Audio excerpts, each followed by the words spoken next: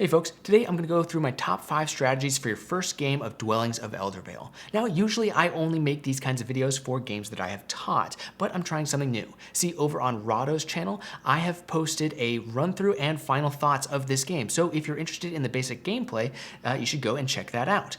However, if you've taken a look at Eldervale and are a little worried about where to start, this is where you want to be. So let's get started with my number 1 tip.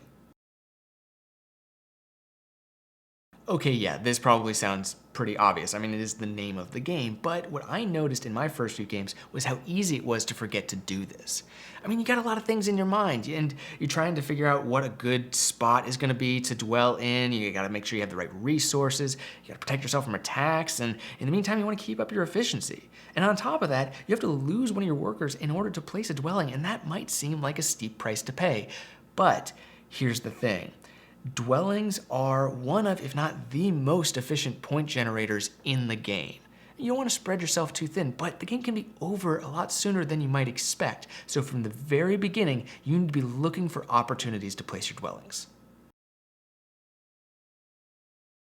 Now, like I said, you don't want to spread yourself too thin, but you also shouldn't be too precious about losing workers. I mean, it may feel good to have all 6 workers available, but the time and value that you sacrifice in order to get to that point should not be overlooked. Not only are you not dwelling in that case, you're either not pulling your workers back very often, in which case you aren't getting good use of the cards that you should be getting, or you are pulling your units back when you still have workers in your ready area, in which case you probably didn't need them to begin with. Now, there may be instances where it's a good idea to recruit more workers, depending on your cards or your faction, but as a general rule, I try never to have more than 4 workers available at any given moment. This one's pretty simple, and it ties into how the game is scored.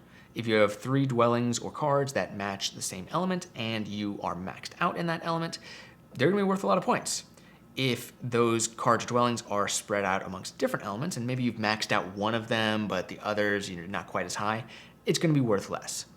This game is deceptively quick, so you don't have time to do everything you want to do. Now, it is possible to be successful with a more varied approach, but for your first game, I recommend focusing on 2 elements. The first one obviously being your starting element, and the other one you should pick to fit your circumstances. Combat is a fun element of this game, but it is also costly. Now, you may have a faction that focuses on combat, and if so, developing your strategy around that is totally fine. But if not, you shouldn't try to get into fights that often. I mean, yes, you can get some good rewards from winning combats, but if you lose, and you lose a lot of units, they go to the underworld, and then you don't get rewards when you bring them back, that can be a devastating blow to your economy. Now, I'm not saying you should avoid fights altogether. Sometimes getting into combat with your opponent is a vital tool for stopping them from getting something big. Just know that no matter how many units you bring in, no matter how many dice you roll, there is always the chance that you can fail.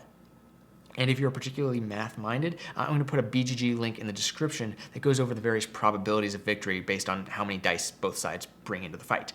So check that out if you want to. If you don't want to, that's fine. Just try to avoid starting fights unless you have a much bigger force. This is getting a little bit more specific, but be aware that there are cards and strategies that become more effective based on the player count.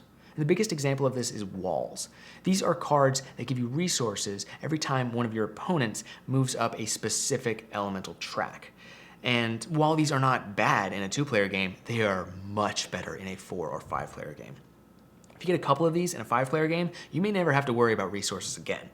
That being said, you're going to want to pick them up in the first half of the game, otherwise they might not be worth it, regardless of the player count. So those are my top 5 beginner strategy tips for Dwellings of Eldervale. And again, if you want to see me play the game or hear what I think about it, you can check out my coverage over on the Rado channel. I'll be doing some more of these paired videos in the future, so make sure to subscribe and do all the YouTube things if you want to keep an eye out for them. Either way, thank you so much for watching, and I'll see you next time. Bye.